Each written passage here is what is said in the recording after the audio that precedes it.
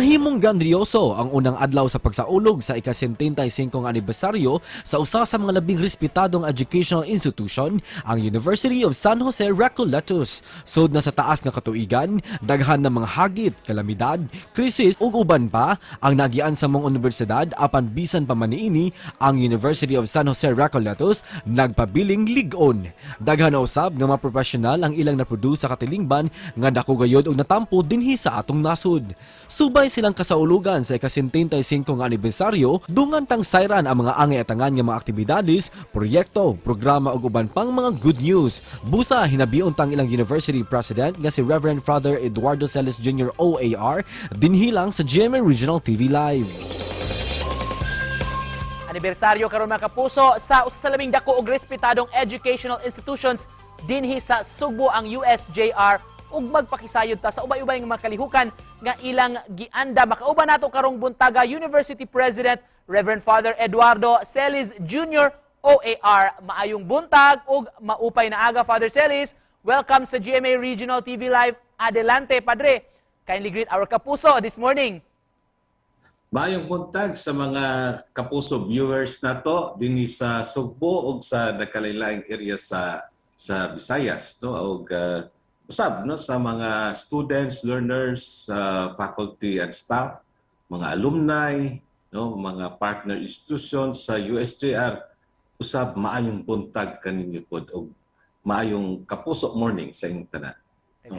Daghang salamat Padre for joining us this morning ug una sa tanan, happy 75th anniversary sa University of San Jose-Recoletos. Unsa may gipangandaman ninyo karon alang nining dakong kasaulugan, Padre? Actually, no, ang tibuok USJR no nag-andam sa kalihukan usa ka tuig to nga selebrasyon sa among 75th anniversary. No?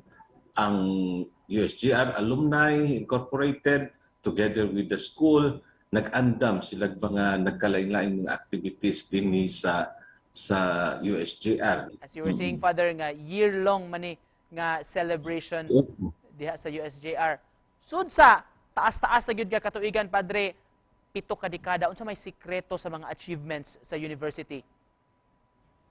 So sa 75 years no nga nag-exist na ang USJR, so daghan na kaayong mga graduates no nga na produce ang USJR.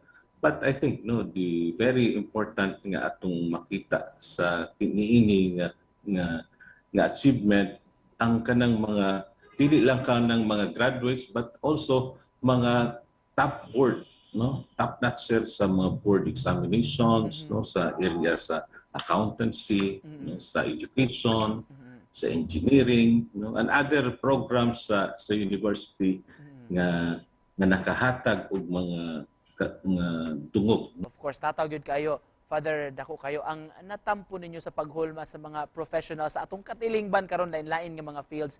Father, just briefly, can you take us back sa humble beginnings sa USJR? Okay. Actually, no, ang mission sa USJR no, or the Augustinian Recollects dinhi sa Cebu, nibalik pa atong 1621. No? We arrived in the Philippines, no? The Augustinian Recollects arrived in the Philippines 1609. No, but we stayed in Luzon, no. We were sent to different places in Luzon, no, doing the pastoral and spiritual works in Luzon. But it was only in 1621 when the Bishop of Cebu, no, asked the Augustinian Recollects to come to Cebu, no, and this is the original place. No, we stayed here for 400 years. Took us mga parochial work, no, and then mga more than 320 years mao pa lang pagsulod sa Augustinian Recollect sa education. So kung atong matanaw ang 1947 na mao na paggawa sa Kolehiyo di San Jose-Recoletos. Unsa may saad, Padre, sa USJR sa mga estudyante, mga ginikanan, mga stakeholders, subay ni inyong 75th anniversary sa katukuran sa eskwelahan?